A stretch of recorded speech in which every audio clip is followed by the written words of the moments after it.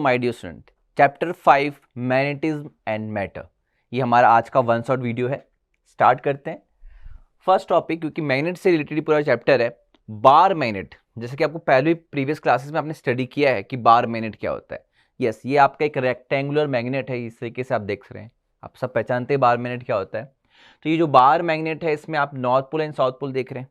तो ये जो बार मैग्नेट है, इसकी वजह से चाहो तो मैग्नेटिक फील्ड है, और हमें पता है कि जो अर्थ है उसकी भी मैग्नेटिक फील्ड होती है। और इसीलिए जब ये बार मैग्नेट को, जो कि रेक्टेंगुलर शेप का आपको नजर आ रहा है, फ्रीली सस्पेंडेड करेंगे तो ये always point in the north south direction. तो ये हमेशा नॉर्थ साउथ डायरेक्शन में पॉइंट करेगा। अभी हम आगे बार मैग्नेट की प्रॉपर्टीज भी स्टडी करेंगे। तो क्लियर है, बार मैग्नेट अगर आप देखें मार्केट में या प्रैक्टिकल लैब में देखें तो उसमें अल्निको लिखा आता है, अल्मीनियम निकल कोबाल्ट, इस तरीके से अलॉय मिक्स करके बनाया जाता है बार मैग्नेट। ठीक है, अगर जो नेचुरल मैग्नेट की बात करें तो वो उतनी उसकी स्ट्रेंथ नहीं होती और एक पर्टिकुलर इसका शेप नहीं होता। एक डेफिनेट शेप दिया गया है, इसकी स्ट्रेंथ बढ़ाई गई है। तो डिफरेंट टाइप के मैग्नेट होते हैं, जिसमें से one of the bar magnet है, और हमें इस चैप्टर में बार मैग्नेट को लेके ही स्टडी करना है। Now properties of bar magnet की बात करें, जैसे कि फर्स्ट वन डायरेक्टिव प्रॉपर्टी। मैंने आपको क्या बताया कि अर्थ की भी मैग्नेटिक फील्ड है, नॉर्थ एंड साउथ पोल होता है magnetic, geographical north and south pole होता है, वैसे magnetic north and south pole होता है, क्योंकि अर्थ की भी मैग्नेटिक फील्ड है। और जब बार मैग्नेट को फ्रीली सस्पेंड करेंगे, ये जो बार मैग्नेट है इसको ऐसे फ्रीली सस्पेंड करेंगे तो it always point in the north south direction, क्योंकि वो अर्थ की मैग्नेटिक बिहेवियर की बेसिस पे अपने आप को अलाइन कर रहा है नॉर्थ साउथ डायरेक्शन। मींस यहां से हमें डायरेक्टिव प्रॉपर्टी के बारे में आइडिया लग रहा है। तो क्लियर हो गया, directive property means if we freely suspend a bar magnet it always point in the north south direction. Clear. Now the second one, attractive property. नाम से ही आइडिया लग रहा है यहाँ पे भी, अट्रैक्टिव। तो बार मैग्नेट अट्रैक्ट करता है, किसको अट्रैक्ट करता है? Small pieces of iron nickel cobalt को अट्रैक्ट करता है जब हम बार मैग्नेट के नियर बाय ले जाते हैं। तो this is attractive property. Third one, inductive property. क्या है ये इंडक्टिव प्रॉपर्टी? इंड्यूस। तो जब आयरन नेल या आयरन पीस हम बार मैग्नेट के नियर बाय रखते हैं, उसकी मैग्नेटिक फील्ड में रखते हैं, तो मैग्नेटिक प्रॉपर्टी उसके अंदर इंड्यूस हो जाती है, उस आयरन नेल के अंदर भी इंड्यूस हो जाती है। That is inductive property. And the fourth one, monopole does not exist. Monopole exist नहीं करता। आपको पता है बार मैग्नेट में भी आपने क्या देखा, north pole and south pole होता है। तो अगर आप ट्राई करें कि इस तरीके से जो north pole and south pole है, ये नॉर्थ ये साउथ पोल, और आप उसको कट करके ऐसे सेपरेट करना चाहें कि भाई सिंगल पोल बना दें, तो ये जो नॉर्थ है और ये हमने कट करके इधर साउथ को अलग करने की कोशिश की, तो ऐसा नहीं होगा। ये नॉर्थ ऑटोमेटिक इधर साउथ बन जाएगा, साउथ इधर ऑटोमेटिक नॉर्थ। तो मोनोपोल डज नॉट एग्जिस्ट। ये हमेशा डाइपोल के फॉर्म में ही, मोनोपोल नहीं होता। जबकि हम इलेक्ट्रिक चार्ज में प्लस क्यू माइनस क्यू अलग अलग स्टडी कर सकते हैं, लेकिन यहाँ पे अगर बात करें इसकी पोल्स की, तो नॉर्थ पोल के साथ साउथ पोल जरूर होगा। मीन्स मोनोपोल एग्जिस्ट नहीं करेगा। तो ये प्रॉपर्टीज आपको पता होनी चाहिए। हाँ, इससे क्वेश्चन बोर्ड में नहीं पूछे गए, बट इस नॉलेज के साथ आगे कंसेप्ट जरूर आपके क्लियर हो जाएंगे। तो नेक्स्ट,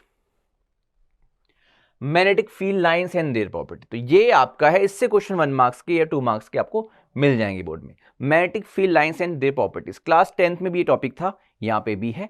तो क्या होती है मैग्नेटिक फील्ड लाइंस? ये वो लाइंस है अराउंड द मैग्नेट। अगर हम स्मॉल पीसेस ऑफ आयरन ले लें, स्प्रेड कर दें पेपर पे, एक बार मैग्नेट रख दें, तो वो जो आयरन फीलिंग्स हैं, स्मॉल पीसेस ऑफ आयरन, वो अपने आप को अलाइन करेंगे, एक लाइन टाइप में फॉर्म हो जाएंगी, जो कि जैसे एक सर्कुलर कर्व टाइप में आपको लाइंस नजर आएंगी। तो वो लाइंस जो हैं that are magnetic field lines. और वो जो लाइंस हैं उन पे आप कहीं टेंजेंट ड्रॉ करें, टेंजेंट ड्रॉ करेंगे उन लाइंस पे, तो आपको क्या मिलेगा? Tangent give the direction of magnetic field.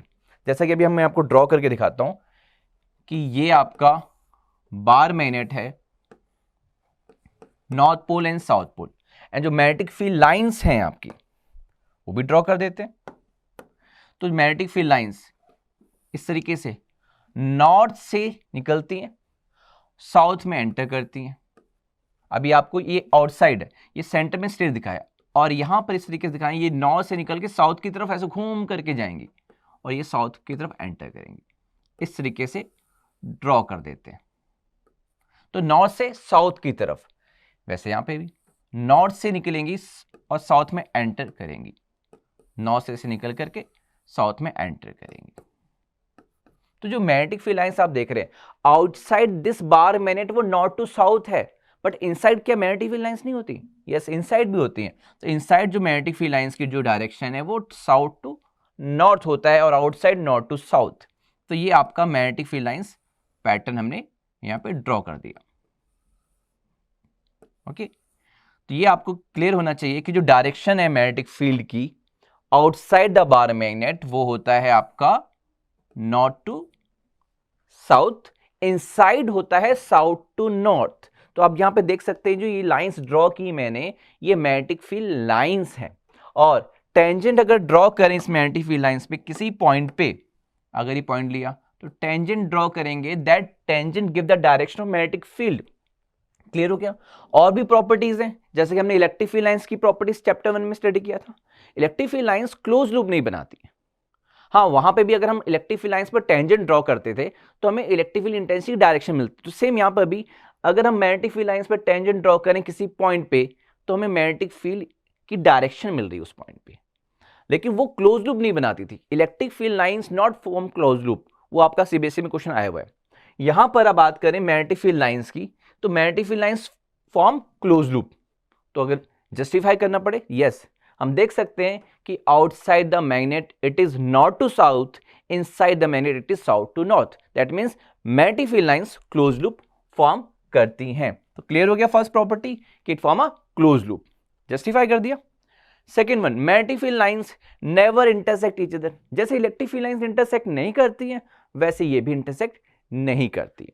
और अगर रीजन बताया जाए तो eight the point of intersection, मान लो इंटरसेक्ट कर दिया, इंटरसेक्ट करके दिखा दिया, तो कैसे वो चीज गलत हो गई? क्योंकि at the point of intersection we can draw two tangent, और टू टेंजेंट मतलब एक ही पॉइंट पे दो डायरेक्शन होना मैग्नेटिक फील्ड का, जो कि पॉसिबल नहीं है। एक पॉइंट पे एक ही डायरेक्शन होगी। तो क्लियर हो गया सेकेंड वन।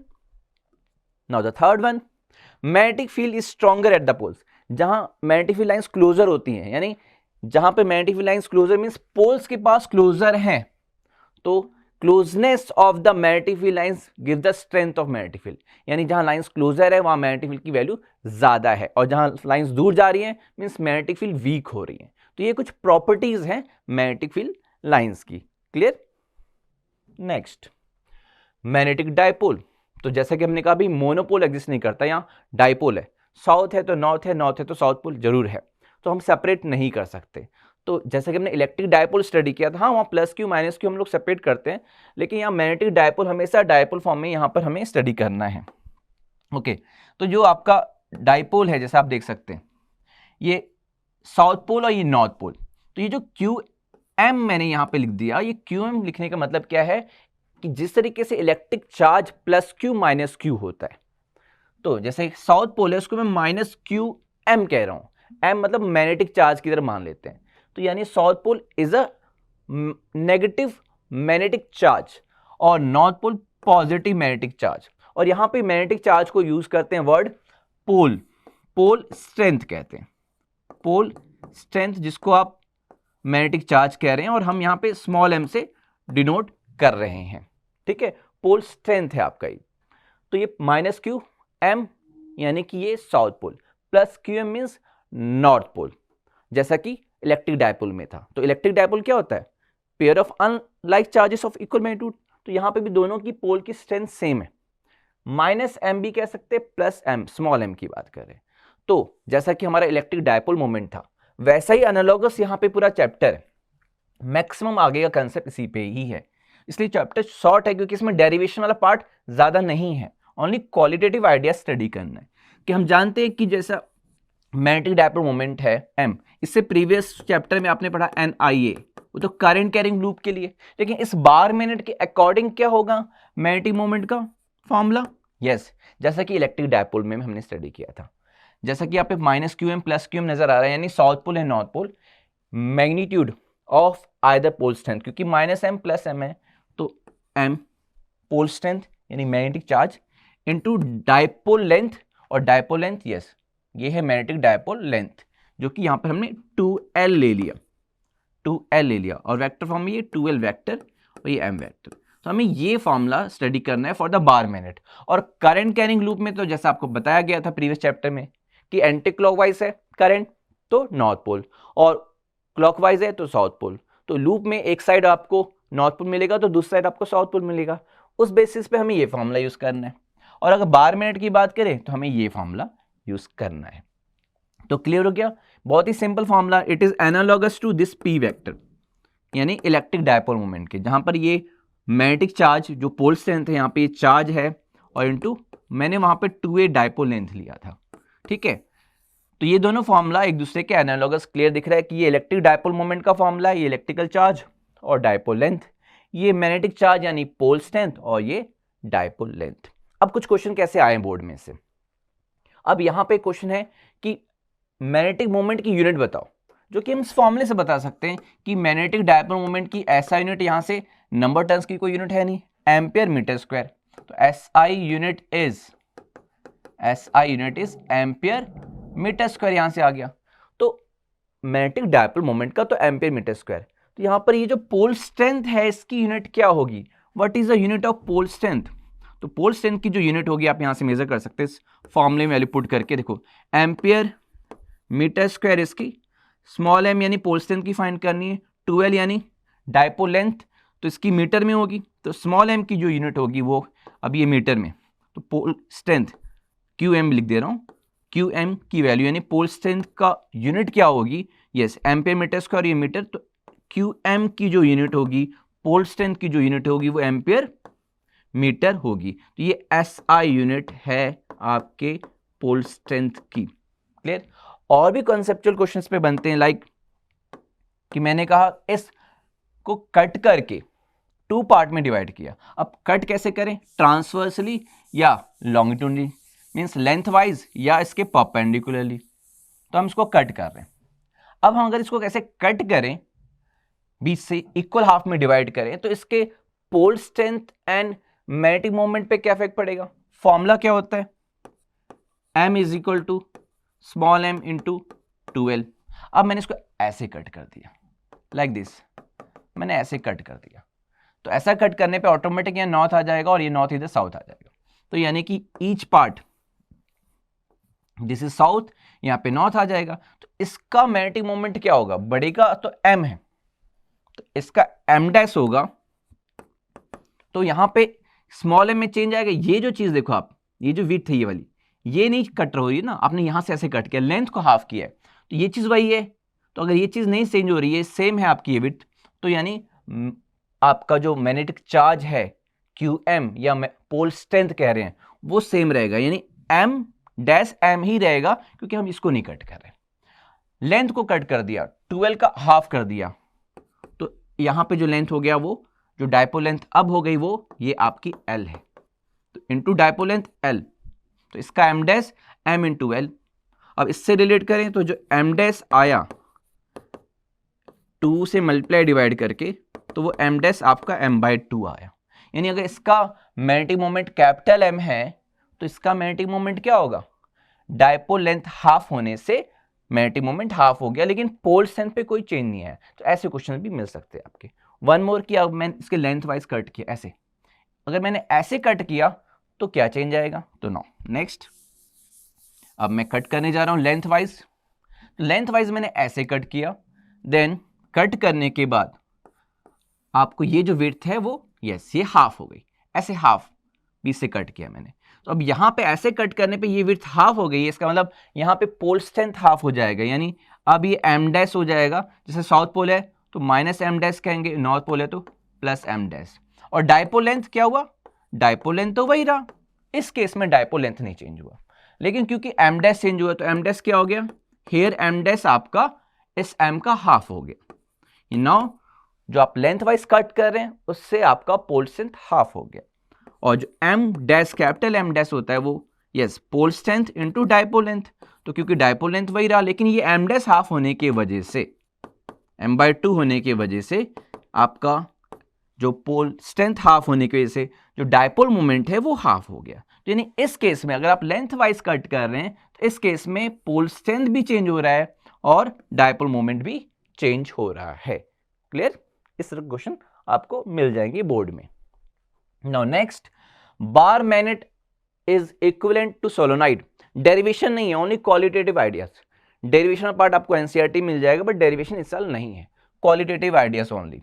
कंपेयर करते हैं, जैसा आप ये देख सकते हो कि सोलोनाइड दिखा रखा है आपको, ये वो सोलोनाइड है, इसमें करंट फ्लो हो रही है। और मैग्नेटिक फील्ड लाइंस पैटर्न की बेसिस पे देखा जाए तो देखो म्यूनिट फील्ड लाइंस पैटर्न, और ऑलरेडी मैंने सोलोनाइड वाला जो कंसेप्ट है चैप्टर 4 में आपको बता दिया था, डेरिवेशन में फॉर्मूला ही बता दिया था कि इनसाइड म्यू नॉट एन आई है। और मैग्नेटिक फील्ड लाइंस पैटर्न देखो यहाँ पर करंट की डायरेक्शन के बेसिस पे ये नॉर्थ पोल होगा, ये साउथ, और मैग्नेटिक फील्ड लाइंस ऐसे आउटसाइड नॉर्थ से साउथ और इनसाइड साउथ टू नॉर्थ। तो वैसे बार मैग्नेट में भी आपका outside north to south, inside south to north. तो ये सोलोनाइड और ये बार मैग्नेट है। क्लियर दिख रहा है कि दोनों का magnetic field lines pattern same है। तो इस बेसिस पे तो हमें आइडिया लग गया कि yes bar magnet is equivalent to solenoid. लेकिन फॉर्मूला या डेरिवेशन के बेसिस पे क्या? तो जैसे ये बार मैग्नेट है, यस बहुत सारे कॉइल्स इसमें ये टर्न्स ले रहे हैं, ये कुछ टर्न्स हैं, ओके, जिसको यहां से यहां तक इंटीग्रेट करें तो पूरा सोलोनाइड मिल जाएगा। तो इस सोलोनॉइड जो कि ऐसा बार मैग्नेट अगर काम कर रहा है तो ये एक्सिस हो गया उसका। इस एक्सिस पे जो आपका मैग्नेटिक फील्ड की वैल्यू है वो भी सेम होती है जो इस बार मैग्नेट के लिए होती है। तो जो मैग्नेटिक फील्ड की वैल्यू यहां पर आएगी, जो कि डेरिवेशन नहीं करना आपको, जो मैग्नेटिक फील्ड होगी सोलोनॉइड के वजह से इस पॉइंट पे, वो क्या होगी? तो जो बी एक्सियल होगा, याद है आपको मैंने सर्कुलर लूप के वजह से डिराइव किया था एट द एक्सिस पे बायट-सावर्त लॉ वाली एप्लीकेशन में। तो यहाँ पे बायट-सावर्त लॉ से प्रूविंग है, लेकिन यहाँ पे क्वालिटेटिव एडिटिव कोर्स में तो प्रूविंग नहीं करनी है, आपको बस फॉर्मूले से कंपैरिजन करना है। तो अगर आप बी एक्सियल देखें तो ये जो फॉर्मूला यहाँ पे डिराइव करके आएगा वो आएगा 2m और डिनोमिनेटर में डिस्टेंस का क्यूब, यहाँ पे डिस्टेंस से r माना तो r क्यूब आएगा, और यहाँ पे कांस्टेंट k, क्या होता है constant k? Mu naught upon 4 पाई। तो जो बी एक्सियल है आपका वो म्यू नॉट अपॉन 4 पाई के टर्म में, यानी k की वैल्यू म्यू नॉट अपॉन 4 पाई 2m अपॉन r क्यूब आता है डिराइव करके, जैसे कि हमने सर्कुलर लूप के लिए बायट-सावर्त लॉ की हेल्प से मैंने प्रूफ कर दिया था। तो वैसे यहाँ पे फॉर्मूला आपको ये मिलेगा, तो सेम इसके लिए भी फॉर्मूला आपको ये मिलेगा, जो कि मैं ऐसा डेरिवेशन तो नहीं है बट मैं आपको डिराइव करके नेक्स्ट वीडियो में, सॉरी नेक्स्ट पीपीटी में आपको बता रहा हूं मैं। तो ये जो फॉर्मूला है, ये फॉर्मूला इस सोलोनाइड के लिए भी इधर है और इस बार मैग्नेट को लेते तो भी यही रहता, यानी फॉर्मूला भी सेम है, मैग्नेटिक फील्ड लाइंस पैटर्न भी सेम है। तो इसलिए कह सकते हैं कि ये जो बार मैग्नेट है वो इक्विवेलेंट टू सोलोनाइड होगा। Yes, next magnetic field intensity due to magnetic dipole bar magnet की वजह से, हमें बार मैग्नेट ही स्टडी करना है। अलोंग इट्स एक्सिस यानी एक्सियल और परपेंडिकुलर टू इट्स एक्सिस यानी इक्वेटोरियल, ये दोनों। अब आप सोच रहे एक साथ क्यों लिए टॉपिक, यहां पर आपके again qualitative treatment only, derivation करने की जरूरत ही नहीं है। ये डेरिवेशन बिल्कुल वैसे ही है जैसा चैप्टर 1 में जो डेरिवेशन थी ई एक्सियल, तो वैसे बी एक्सियल एनालॉगस है। तो चैप्टर 1 अगर आपने सही से प्रिपेयर कर लिया तो चैप्टर 5 बस उससे रिलेटेड फॉर्मूला आपको पढ़ना है, डेरिवेशन नहीं करनी है। तो यस, जैसा ई एक्सियल था वैसा यहाँ बी एक्सियल है, और जैसा ई इक्वेटोरियल हमने फाइंड किया था वैसे यहाँ बी इक्वेटोरियल है। बस यहाँ डिराइव नहीं करना है आपको। तो ड्रॉ करते हैं बार मैग्नेट और फाइंड करते हैं फॉर्मूला। तो ये बार मैग्नेट है, नॉर्थ पोल और ये साउथ पोल। हमें पहले तो एक्सियल पे बताना है कि भाई एक्सिस पे क्या होगा। तो ये आपकी ये एक्सिस और ये पॉइंट पी ले लिया हमने, यहां पर जो मैग्नेटिक फील्ड है वो बतानी है। तो जैसा हमने ई एक्सियल किया था, यहां पे बस प्लस क्यू चार्ज, तो ये प्लस क्यू एम कह रहे हैं ना, magnetic charge positive, positive magnetic charge north pole, minus q M negative magnetic charge, उस बेसिस पे ये। तो यहां पर हम जैसे सेंटर्स डिस्टेंस लेते थे, जैसे ये प्लस क्यू बस एम कह रहा हूं, माइनस क्यू एम कह रहा हूं, ताकि आप क्यू देख करके समझ सकते हो कि इलेक्ट्रिक डायपोल जैसा ही है, बस एम मतलब मैग्नेटिक डायपोल से रिलेट कर रहे हैं। तो ये क्यू एम पोल स्ट्रेंथ है। अब डिस्टेंस सेंटर से लेते हैं तो सेंटर डिस्टेंस आर ले लिया हमने, ठीक है, इस पॉइंट को ओ मानते हुए सेंटर से आर डिस्टेंस ले लिया। तो यहां पे जो फॉर्मूला होगा वो बिल्कुल एनालॉगस है आपके ई एक्सियल का। तो आपको याद है फॉर्मूला ई एक्सियल क्या होता है?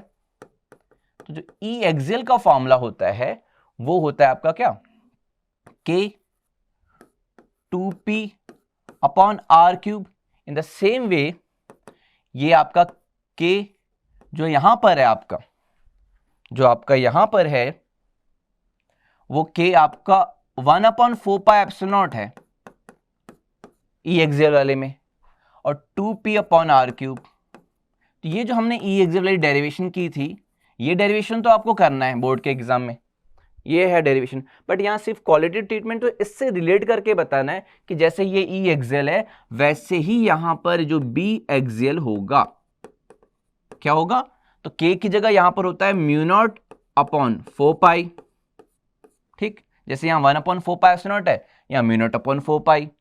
एप्सिलॉन क्या है आपका, absolute permittivity of free space, μ0 क्या है, तो ये आपका एब्सोल्यूट परमिबिलिटी ऑफ क्या है, फ्री स्पेस या एयर। तो μ0/4π, 2p की जगह हो जाएगा 2 टाइम्स ऑफ p क्या है, इलेक्ट्रिक डायपोल मोमेंट, तो यहां पर m मैग्नेटिक डायपोल मोमेंट, और ये डिस्टेंस r का क्यूब।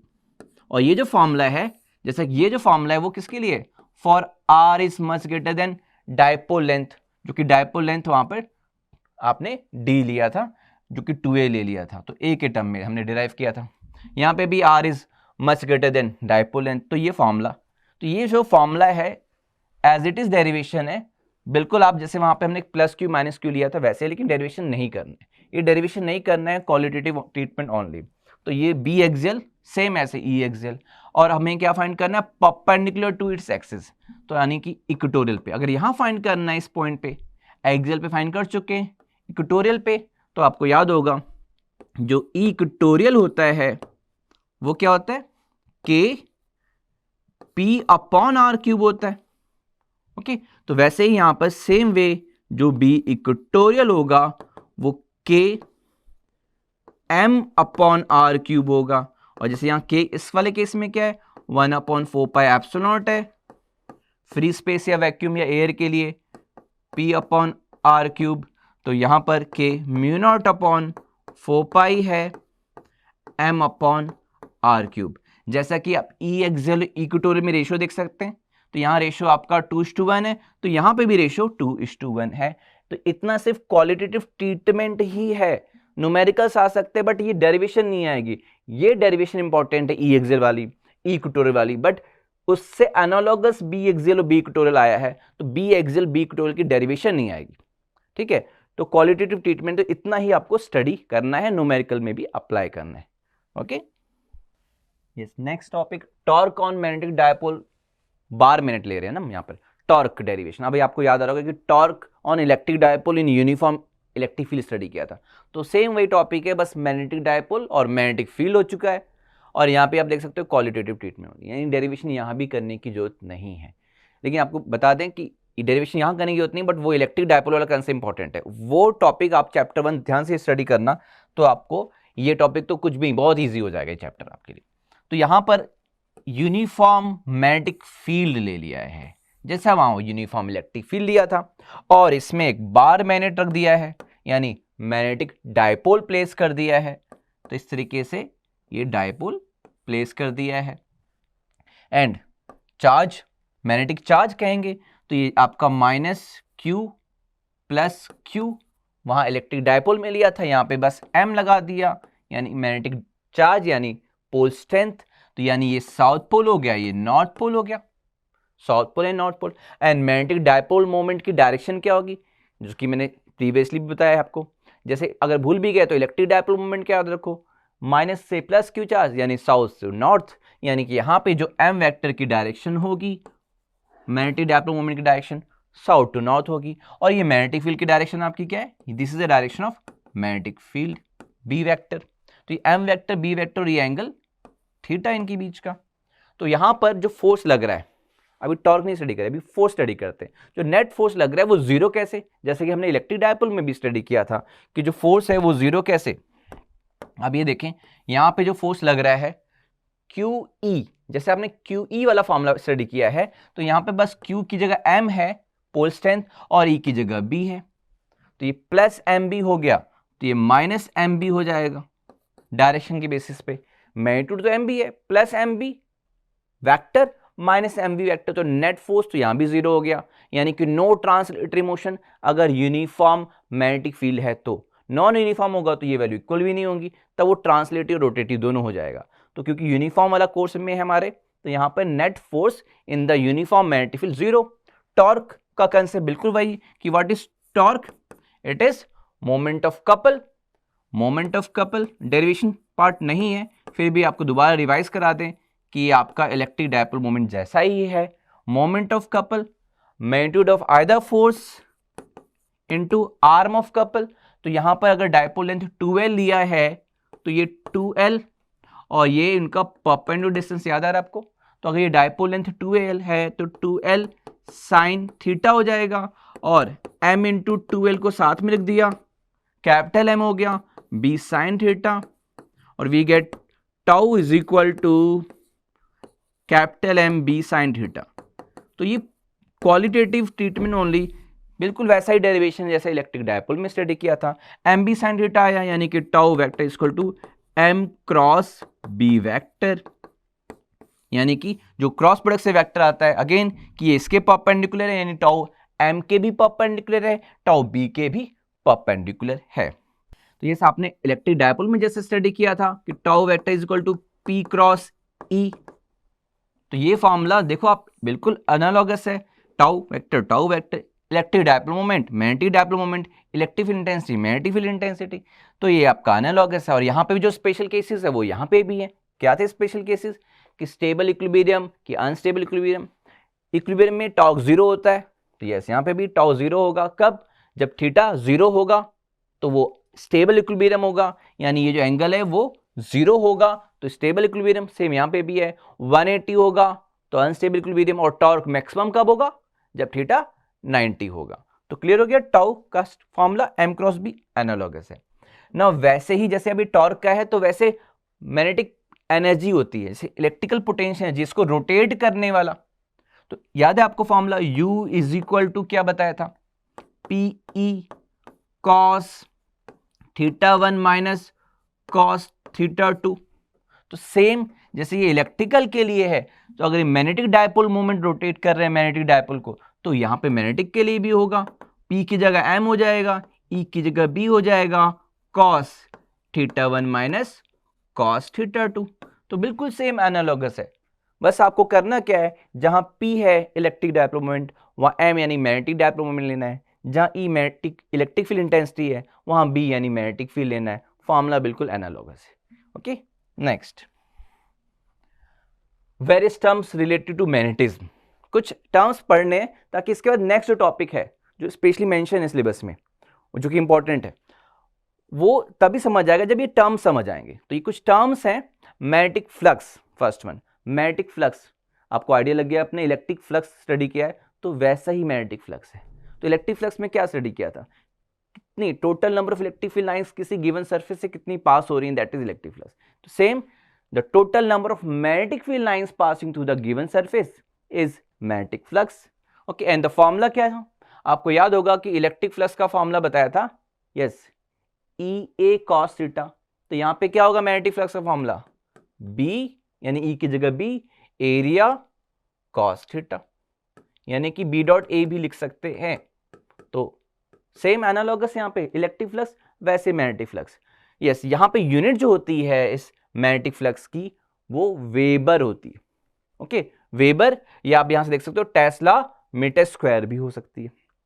तो ये आपका मैग्नेटिक फ्लक्स है, और देख सकते हो आप डॉट प्रोडक्ट से है यानी स्केलर क्वांटिटी। तो क्लियर हो गया magnetic flux as it is electric flux, बस मैग्नेटिक फील्ड लाइंस ले लेना है आपको। मैग्नेटिक फील्ड लाइंस कितनी total number of magnetic field lines किसी सरफेस से पास हो रही है। Now next second one, magnetic induction. Magnetic field induction भी कह सकते हो। ये B है, इसको मेनली मैग्नेटिक फील्ड इंडक्शन ही कहते हैं। और यहां से अगर आप देखें तो B इज इक्वल टू आपको क्या मिलेगा? Phi upon A cos theta, यानी कि मैग्नेटिक फील्ड इंडक्शन जो है that is magnetic flux point area, यानी कि ये आपकी मैग्नेटिक फ्लक्स डेंसिटी भी कहलाती है। मैग्नेटिक फ्लक्स डेंसिटी भी कह सकते हैं, यानी total number of magnetic field lines passing through the unit area भी कह सकते हैं इस B को, मैग्नेटिक फ्लक्स डेंसिटी यानी मैग्नेटिक फील्ड इंडक्शन। तो यूनिट क्या है इसकी? टेस्ला।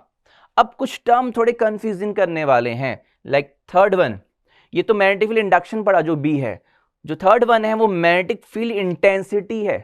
मैग्नेटिक फील्ड इंटेंसिटी, देखो थोड़ा सा फर्क है, मैग्नेटिक फील्ड इंडक्शन और ये मैग्नेटिक फील्ड इंटेंसिटी, कंफ्यूजन होगा आपको इससे। तो देखो मैग्नेटिक फील्ड इंडक्शन है, उसके बाद जो मैग्नेटिक फील्ड इंटेंसिटी वो क्या है, वो किसी मैग्नेटिक फील्ड की स्ट्रेंथ को बता रही है कि वो किसी मटेरियल को कितना मैग्नेटाइज कर सकता है। एक मैग्नेट है, वो मैग्नेटिक फील्ड प्रोड्यूस कर रहा है, तो उसकी जो मैग्नेटिक फील्ड है उसमें किसी मटेरियल को रखा है, किसी मटेरियल को रखा है जिसको मैग्नेटाइज करना चाहते हैं। आयरन, निकल, कोबाल्ट, इस तरह के कुछ मटेरियल्स रख दिए, तो मैग्नेटिक फील्ड की स्ट्रेंथ कितनी है कि उसको कितना मैग्नेटाइज कर सकती है, उसको मेजर करने के लिए ये टर्म यूज करते हैं मैग्नेटिक फील्ड इंटेंसिटी, यानी it is a capability of the magnetic field to magnetise the substance. यानी मेरी क्या स्ट्रेंथ होगी कि मैं आप में फिजिक्स की नॉलेज इंट्रोड्यूस कर सकूं, तो मेरी स्ट्रेंथ यानी मैग्नेटिक फील्ड इंटेंसिटी। इस तरीके से हम स्टडी करते हैं।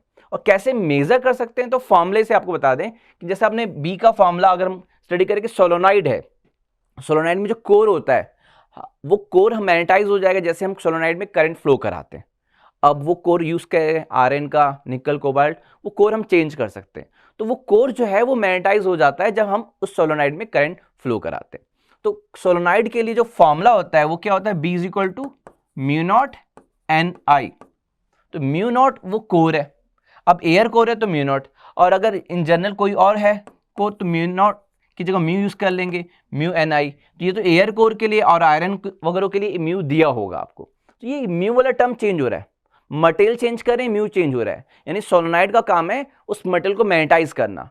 तो एयर कोर है तो म्यू नॉट, आयरन कोर है या कोई और कोर है तो म्यू। तो यहां पर म्यू चेंज हो रहा है, लेकिन सोलोनाइड का क्या नहीं चेंज हो रहा है, एन आई। जैसे क्लास में स्टूडेंट्स हर साल चेंज हो जाते हैं, मैं तो टीचर वही रहूंगा, तो एन आई तो वही रहा ना, तो एन आई नहीं चेंज हो रहा, यानी जो एन आई है, स्मॉल एन आई, उसको हम कह सकते हैं कि वो मैग्नेटिक फील्ड, यस, इंटेंसिटी है आपकी, जो कि स्ट्रेंथ ऑफ मैग्नेटिक फील्ड है कि कितना मैग्नेटाइज कर रहा है। तो यानी मेरी ताकत कैसे मेजर करेंगे, वो म्यू तो चेंज हो रहा है, यानी एन आई से मेजर करेंगे। इसलिए जो डेफिनेशन है वो यहां पर आप देख सकते हो, जो बी लिखूंगा वो म्यू एच लिख दूंगा, और एच से डिनोट करते हैं मैग्नेटिक फील्ड इंटेंसिटी को। तो एच यहां पे देख सकते हो, कंपेयर करके क्या मिलेगा, तो यहां से एच मिलेगा आपको एन आई। एन क्या है, small n, number turns per unit length, और आई एम्पियर, तो इसलिए हम क्या डिफाइन कर सकते हैं इसको, यस, द नंबर ऑफ आई यानी एम्पियर टर्न्स अपॉन लेंथ यानी पर यूनिट लेंथ ऑफ सोलोनॉइड, क्योंकि ये फॉर्मूला सोलोनॉइड के लिए है।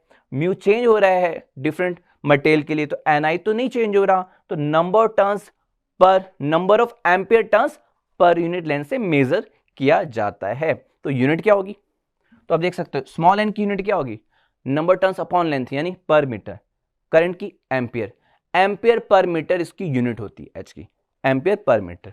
तो ये टर्म आपको अब क्लियर हो गया, ठीक है। नेक्स्ट फोर्थ वन, ये भी देखो थोड़ा मिलता जुलता है, intensity of magnetisation. Intensity of magnetisation, ये मेरी स्ट्रेंथ की मैं कितना मैग्नेटाइज कर रहा हूं, ये उस मटेरियल की ताकत होगी वो कितना मैग्नेटाइज हो रहा है, यानी इट इज द कैपेबिलिटी या ability of material to get magnetise, कि किसी मैग्नेटिक फील्ड में रखा जाए तो मटेरियल कितना मैग्नेटाइज होगा। तो डिफरेंट मटेरियल की डिफरेंट कैपेबिलिटी है, आयरन, निकल, कोबाल्ट, गोल्ड, एल्यूमिनियम, मैग्नीशियम, इन सब की अलग अलग कैपेबिलिटी है मैग्नेटाइज होने की। तो आई इंटेंसिटी ऑफ मैग्नेटाइजेशन है, ठीक है। तो इंटेंसिटी ऑफ मैग्नेटाइजेशन, लेकिन मेजर कैसे करें, जैसे इसके लिए फॉर्मूला है H equal to N I, तो वैसे इसको भी मेजर करें। तो अगर कोई चीज मैग्नेटाइज होगा तो उसके अंदर मैग्नेटिक डायपोल मोमेंट इंड्यूस होगा, तो जो उसके यूनिट वॉल्यूम में मैग्नेटिक डायपोल मोमेंट इंड्यूस हुआ उससे मेजर करेंगे। यानी जो आपका आई है, यहाँ पे ये आई करंट नहीं है, ये आई आपका वेक्टर लगा देता हूं सो डेट आपको पता जाए कि ये वेक्टर क्वांटिटी है, बी भी वेक्टर क्वांटिटी है, बी और एच भी वेक्टर क्वांटिटी है, और ये आई भी वेक्टर क्वांटिटी, ये करंट नहीं है इसलिए कंफ्यूजन है, तो यहाँ स्मॉल आई ले लेना आप। तो आई जो है यहां पर आई से नोट करेंगे एम वेक्टर, कैपिटल है मतलब डायपोल मोमेंट, तो ये इंड्यूस डायपोल मोमेंट है upon capital V volume. Induce dipole moment per unit volume is the intensity of magnetization. Clear हो गया, अगेन सुन लो, intensity of magnetization important definition है, it is the induce dipole moment per unit volume, and what is the unit, M की ampere metre square, volume की upon metre cube, तो ampere metre square upon metre cube करेंगे तो ampere per metre आ जाएगा, इस आई की unit, intensity of magnetisation की unit आ जाएगी।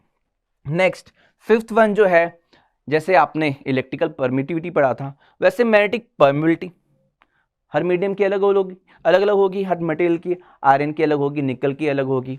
तो यस, ये क्या है, तो ये जैसे एप्सिलॉन नॉट और एप्सिलॉन में रिलेशन फाइंड किया था, तो जो मैग्नेटिक परमिटिविटी है वो क्या, it is equal to the ratio of magnetic field induction to the yes intensity of magnetising field. अब ये फॉर्मूला देखो, यहां से आया म्यू, आप देखो formula, mu is equal to B upon H, यानी it is the ratio of magnetic field induction to the yes magnetizing field intensity, B upon H. B है मैग्नेटिक फील्ड इंडक्शन यानी magnetic flux density भी कह सकते हैं, और H है आपका यस मैग्नेटाइजिंग फील्ड इंटेंसिटी।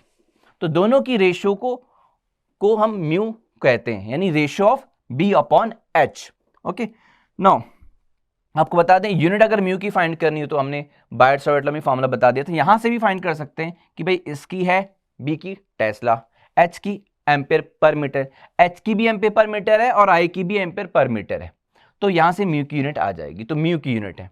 और अगर आपको रिलेटिव पूछा जाए तो यस, आपको पता है रिलेटिव परमिटिविटी क्या है, म्यू अपॉन म्यू नॉट, जैसे एप्सिलॉन आर होता है, रिलेटिव परमिटिविटी होता है, वैसे इसका भी होता है, तो रिलेटिव कहेंगे तो उसकी कोई यूनिट नहीं होती।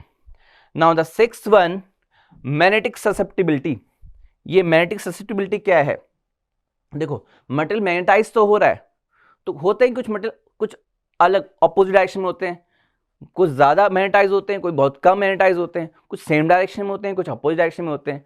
तो जो मैग्नेटिक ससेप्टिबिलिटी है, यहां से आइडिया लग जाता है कि वो मैग्नेटाइज हो भी रहे हैं और उसकी डायरेक्शन क्या है उस बेसिस पे। लेकिन यहां पर इसको फॉर्मूले से अगर डिफाइन किया जाए तो ये जो मैग्नेटिक ससेप्टिबिलिटी है काई एम, वो ratio of I upon H है, यानी कि सिंपली इससे आइडिया लग जाएगा, एच यानी मैंने किसी को कितना मैग्नेटाइज करने की कोशिश की, मेरी स्ट्रेंथ, और वो कितना मैग्नेटाइज हुआ, यानी कि यस मैंने क्या इनपुट दिया और आउटपुट क्या मिला, तो नीचे यस इनपुट ऊपर आउटपुट, यानी मैं मैग्नेटाइज कर रहा हूं एच, जो मैग्नेटाइजिंग फील्ड इंटेंसिटी वो एच है, और जो मटेरियल मैग्नेटाइज हो रहा है वो आई, तो ratio of I upon H यानी intensity of magnetization and magnetizing field intensity की जो रेशियो होती है उसको मैग्नेटिक ससेप्टिबिलिटी कहते हैं। तो आई की जो डायरेक्शन के बेसिस पे इसकी वैल्यू नेगेटिव भी हो सकती है, अगर मटेरियल अपोजिट डायरेक्शन में मैग्नेटाइज होता है तो फिर माइनस में आ जाएगा।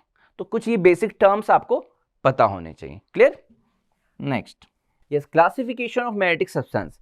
तो डाई पैरा फेरो, ये जो मटेरियल्स हैं तो इनकी प्रॉपर्टीज हमें स्टडी करनी है कि क्या डिफरेंस होता है, ये डिफरेंस भी आ सकता है आपके। तो फर्स्ट, अगर हम इनको प्लेस करें यूनिफॉर्म मैग्नेटिक फील्ड में, डाई पैरा फेरो को अगर यूनिफॉर्म मैग्नेटिक फील्ड में रखें तो किस तरीके से मैग्नेटाइज हो रहा है वो बिहेवियर स्टडी करते हैं। तो जो डाई मैग्नेटिक मटेरियल है बहुत कम मैग्नेटाइज होते हैं, फीवली मैग्नेटाइज होते हैं, और डायरेक्शन भी अपोजिट, मतलब मैग्नेटिक फील्ड चाहता है तुम इस डायरेक्शन में मैग्नेटाइज हो, ये अपोजिट डायरेक्शन में होते हैं, बहुत ही नाम मात्र फीबली मैग्नेटाइज होते हैं, क्लियर। और पैरा, वो मैग्नेटाइज होते हैं फीबली लेकिन वो डायरेक्शन में होते हैं, इन द डायरेक्शन होते हैं, यानी मैग्नेटिक फील्ड की डायरेक्शन में होते हैं। फेरो जो वो मटेरियल है जो स्ट्रांगली मैग्नेटाइज होते हैं और in the direction magnetic field होते हैं, क्लियर हो गया इस बेसिस पे। नेक्स्ट, ससेप्टिबिलिटी, और जो अभी हमने डेफिनेशन पढ़ी थी मैग्नेटिक ससेप्टिबिलिटी, और ये डायरेक्शन के बेसिस पे, क्योंकि मटेरियल अगर अपोजिट डायरेक्शन मैग्नेटाइज होगा तो डायरेक्शन के बेसिस पे माइनस लेंगे, तो जो मैग्नेटिक ससेप्टिबिलिटी है वो माइनस में, तो माइनस में, और क्योंकि बहुत कम मैग्नेटाइज होते हैं तो माइनस में बहुत स्मॉल वैल्यू होगी, ओके, तो -0.5 -0.8 ऐसे करके वैल्यू होगी, ठीक है। तो ये वैल्यू आपकी डायमैग्नेटिक के लिए, क्योंकि अपोजिट डायरेक्शन फीवली मैग्नेटाइज होते हैं। और जो पैरा है वो सेम डायरेक्शन में फीवली होते हैं, तो फिर ये पॉजिटिव तो रहेगा, बट क्योंकि बहुत कम मैग्नेटाइज होते हैं, फीवली होते हैं, तो पॉजिटिव बट स्मॉल होगा, यानी 0 से 1 के बीच में। और जो फेरो है बहुत स्ट्रांगली मैग्नेटाइज होते हैं, बहुत ज्यादा मैग्नेटिक वैल्यू होती है ससेप्टिबिलिटी, तो यानी वेरी लार्ज वैल्यू होती है, तो ये भी क्लियर आपको। Next, relative permittivity, mu r, जिसकी कोई यूनिट नहीं होती, म्यू अपॉन म्यू नॉट। तो ये जो फाइंड किया गया, तो ये हमें चेक करते हैं भाई lines, magnetic field lines pass हो रही है, मैग्नेटिक फील्ड लाइंस जो हैं वो मैग्नेटाइज हो रहा है कि नहीं, डायरेक्शन से कोई मतलब नहीं है। तो यस, क्योंकि ये मैग्नेटाइज हो रहा है फीवली और डायरेक्शन से कोई मतलब नहीं है, तो ये पॉजिटिव एंड लेस देन 1 लेते हैं, म्यू आर की वैल्यू आपकी 0 से 1 के बीच में होगी। और इस पैरा के लिए 0 से 1 के बीच में नहीं, 1 से थोड़ा ज्यादा, क्योंकि 0 से 1 के बीच में तो ये है, नेगेटिव नहीं हो सकता, तो 0 से 1 के बीच में ये है, ये आपका 1 से थोड़ा ज्यादा होगा, ठीक है, 1 से कम नहीं होगा। और फेरो तो बहुत ज्यादा, वेरी लार्ज वैल्यू, तो रिलेटिव परमिलिटी की बेसिस पे आपने इसको समझ लिया। एग्जाम्पल ऐसे कौन से मटेरियल होते हैं जो डाई पैरा फेरो होते हैं? तो जो डाई मैग्नेटिक मटेरियल हैं वो है copper, gold, antimony, silver, lead, hydrogen वगैरह। ऐसे और भी एग्जाम्पल हो सकते हैं। पैरा में आपके सीजियम, एल्यूमिनियम, लिथियम, मैग्नीशियम, ठीक है, aluminium, magnesium, lithium, sodium, caesium, थोड़ा याद करना इजी है। और यहाँ पे गोल्ड, सिल्वर आप याद रखो।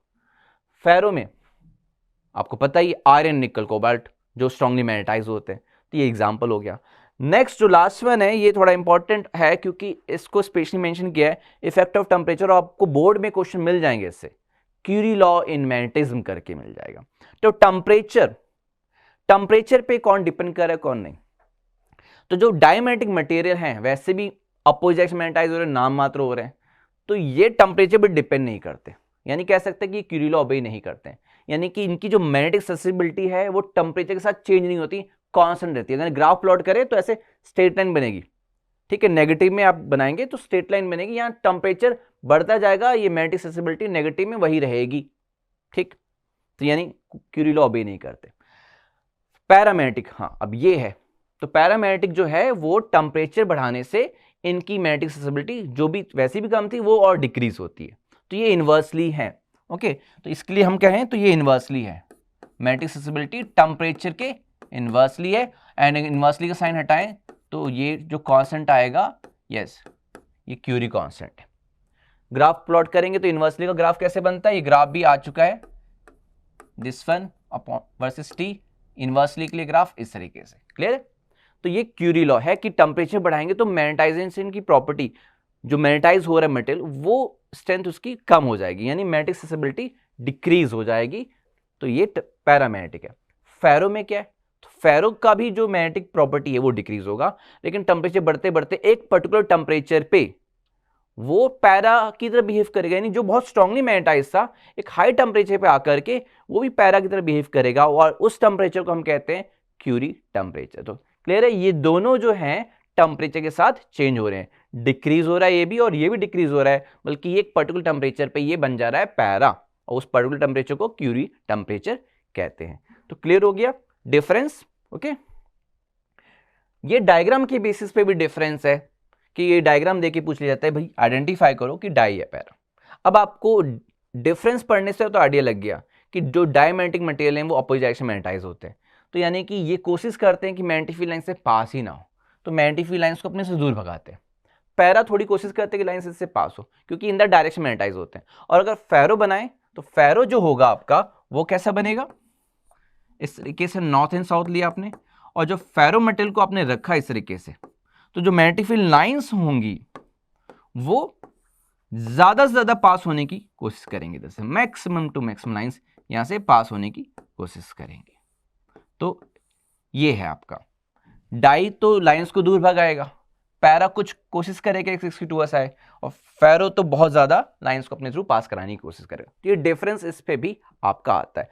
तो मैंने ये जो टॉपिक लिया है जो इस साल के सिलेबस के अकॉर्डिंग, ध्यान रखना आपके पास सिलेबस होना चाहिए, पूरा एनसीईआरटी का टॉपिक इस साल के सिलेबस में है नहीं, तो आपके पास जो सिलेबस है उस सिलेबस के अकॉर्डिंग आपको स्टडी करना है, और उसी सिलेबस के अकॉर्डिंग ये मैंने वन शॉट वीडियो आपको जो है वो एक्सप्लेन की है, तो ये सफिशिएंट है। और आपको जिसके पास सिलेबस नहीं है इस वीडियो से आइडिया लग जाए कि हमको ये टॉपिक इस तरीके से स्टडी करना है और बोर्ड के लिए प्रिपेयर करना है। तो आज का ये वन शॉट वीडियो जो कि बहुत शॉर्ट था वो आज कंप्लीट होता है और इतना सफिशिएंट है। Thank you.